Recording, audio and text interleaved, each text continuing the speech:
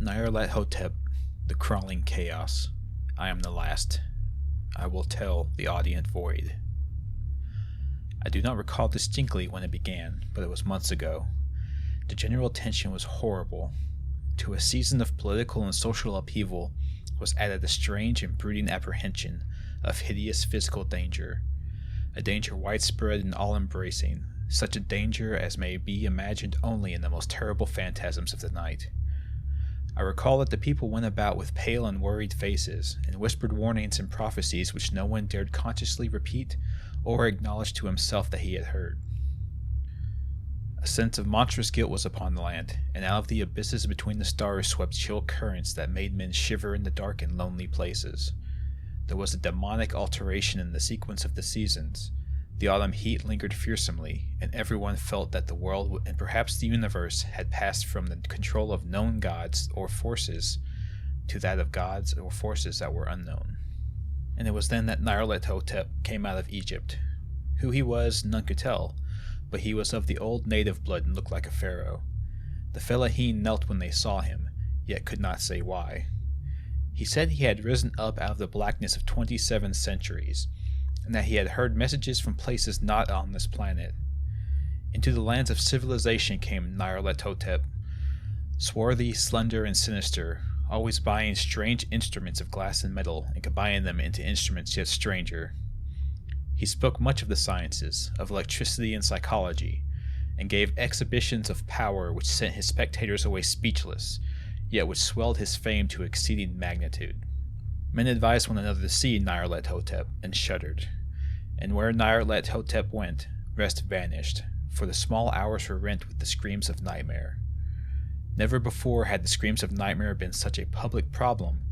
Now the wise men almost wished they could forbid sleep in the small hours, that the shrieks of cities might less horribly disturb the pale, pitying moon, as it glimmered on green waters gliding under bridges, and old steeples crumbling against the sickly sky.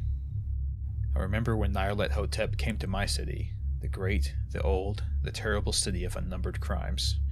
My friend had told me of him, and of the impelling fascination and allurement of his revelations, and I burned with eagerness to explore his uttermost mysteries.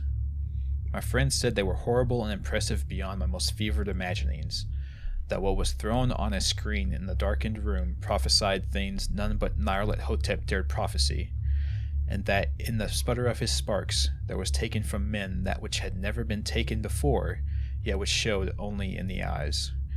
And I heard it hinted abroad that those who knew Nyarlathotep looked on sights which others saw not. It was in the hot autumn that I went through the night with the restless crowds to see Nyarlathotep, through the stifling night and up the endless stairs into the choking room. And shadowed on the screen, I saw hooded forms amidst ruins, and yellow, evil faces peering from behind fallen monuments. And I saw the world battling against darkness, against the waves of destruction from ultimate space, whirling, churning, struggling around the dimming, cooling sun. Then the sparks played amazingly around the heads of the spectators, and hair stood up on end, while shadows more grotesque than I can tell came out and squatted on the heads.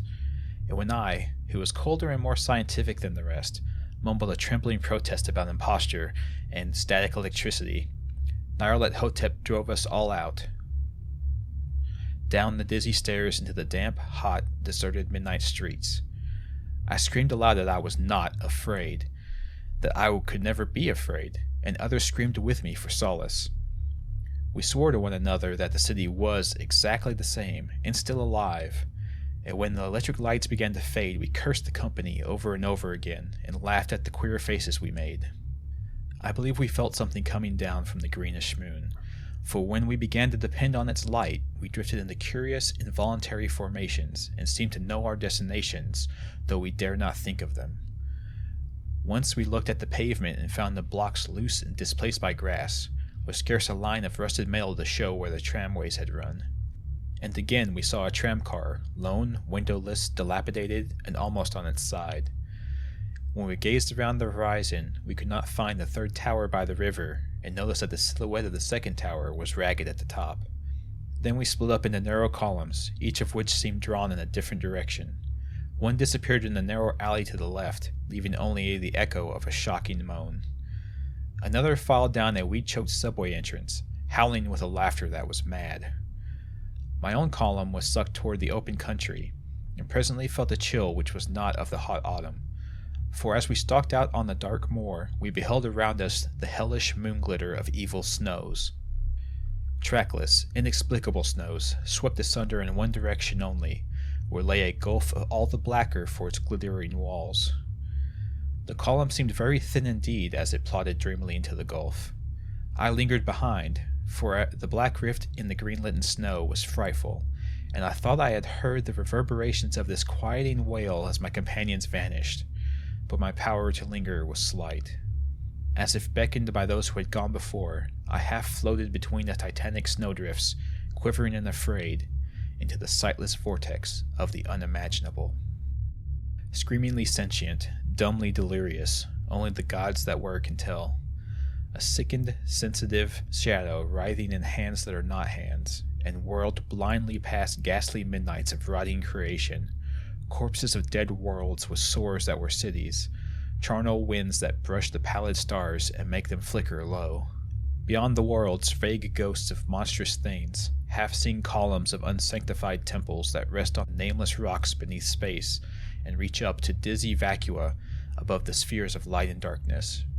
And through this revolting graveyard of the universe, the muffled, maddening beating of drums and thin, monotonous whine of blasphemous flutes from inconceivable, unlighted chambers beyond time, to detestable pounding and piping whereunto dance slowly, awkwardly, and absurdly the gigantic, tenebrous ultimate gods, the blind, voiceless, mindless gargoyles whose soul is Nyarlathotep.